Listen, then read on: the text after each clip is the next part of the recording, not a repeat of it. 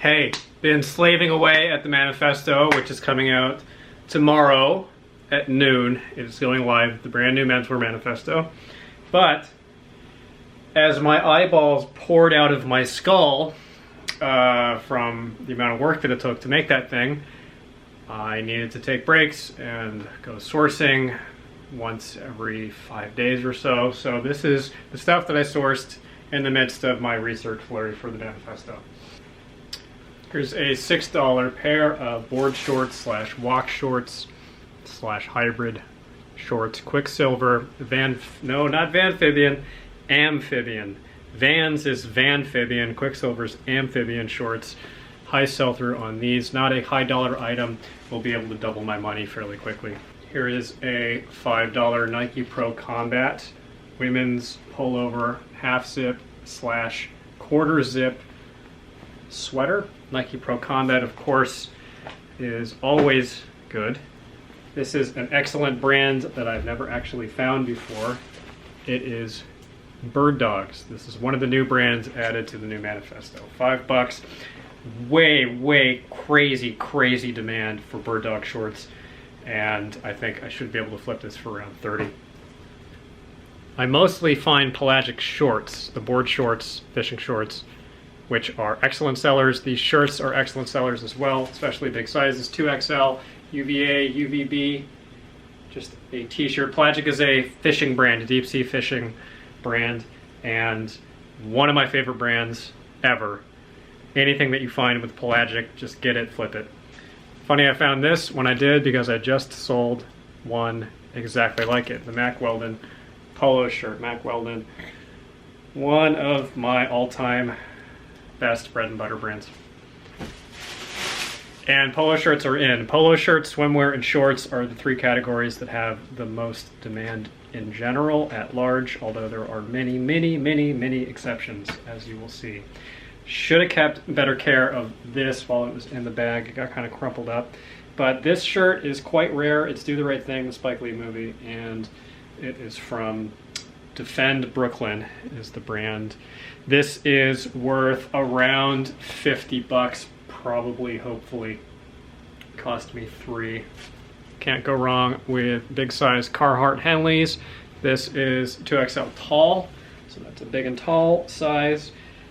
And Carhartt still going strong. The sell-through has dipped a bit since I made that video talking about it, the 20 best brands, but it's still good. So we're on to Goodwill. Here's a brand that I typically don't pick up, John Varvatos. Very uneven, but the Henleys are good sellers, and I'm just now starting to pick up a few warmer pieces, anticipating the shift into fall. Sweaters will be selling better. Just like this one. This is a Robert Graham, I think you already saw it, Robert Graham X hoodie. This was 12 or 13 bucks. Yeah, 13. And might have to sit on this for a second to sell, but I'll probably also price it obscenely cheap in order to move it faster. And don't know how much it's worth. Couldn't really find that many Robert Graham hoodies. I think it's a pretty rare item. This is another new addition to the manifesto. Used to love picking up ex officio, especially these vented caped fishing shirts. That's caping right there. But they fell off. They fell off for about a year, maybe 2 years, and they're back, baby. $7. Full demand for ex officio vented shirts. Their short section was off the wall, full of crazy good stuff, and all of it was overpriced.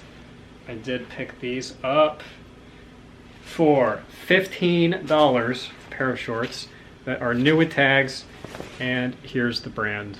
One of my favorites to find in any condition, and I believe that this is universally high sell-through, although I'd have to consult the manifesto, and I don't want to look at it again for another 3 months. Interesting item. This is just a pullover snap button canvas shirt, maybe a safari shirt, and it's Orvis, and it is Mal Pie. It was priced at $15, but it has stains on the cuffs. And actually, I have found that while you typically can't just haggle for the sake of haggling with Goodwill employees, if there's something wrong with the piece, more often than not, they'll actually accommodate you if you can point it out. So I brought it up, I pointed it to him, he scrutinized it pretty close. He said, all right, I'll give it to you for 10. So I got this for 10 bucks, and I don't remember how much it's worth. I think it's worth upwards of 50 bucks. All right, and then this bag, last bag, is from yesterday, different Goodwill. And this Goodwill was just crazy good. This is kind of a funky pattern on this short sleeve button-up shirt, and it's Salt Valley 100% sell-through plus on Salt Valley size medium. Salt Valley shirts have always done well for me. They have never ever failed me. I really do not know if this is authentic or not. It looks kind of fake to me, just based on little tiny aesthetic cues. Moncler, if this is real, is worth an insane amount of money. I didn't even look it up, but this is one of the most expensive brands that you can find. That looks counterfeit to me. I bought it just on the off chance that it is real. It's 6 bucks. I'm gonna have to do a lot of homework on this. If you ever find this brand, Moncler, and it seems real, I would pull the trigger on it. I found it one time before. It's a hoodie, and I had a couple questions about its authenticity. I still haven't listed it. It's just my sweater now. But if you find it and it is real, you can flip it for hundreds, if not thousands of dollars. This was a frustrating piece. It's a down quilted, technically puffer jacket that looks like it might be reversible. It has this logo on it. I don't know if that's the brand logo or if that's a corporate logo, but it was very frustrating trying to find the brand label. I knew it was somewhere. I finally found it inside of a pocket, and it's a brand I'd not heard of before. Really valuable. This might be worth over 100. I got it for 13. It does have some distressing here from where it was hanging on a broken plastic hanger. So there was a sharp point that was jabbing it, which was great. But safely 50 bucks, it should flip. Down puffers, that's another note. Down puffers are not in that high of demand right now because it's summer, but they are still, as they were with the first manifesto, typically one of the highest dollar sellers of any category of clothing in menswear. This was 8 bucks. It's a new with tags Columbia Omni-Tech pair of rain pants in men's size 3X. MSRP 60 bucks, so pretty safe flip. Here's a Puma brand hoodie, which I typically don't pick up, except it is Ferrari. And it smells like a Ferrari guy. A lot of cologne. Puma, yeah, not the best brand, but it's also got that Ferrari tag. And I didn't look up the comps, but should be worth well over 30 bucks, I would think. It's so funny what they choose to overprice and what they don't overprice. This was 7. I mean, everybody knows Ferrari, right? Ferrari.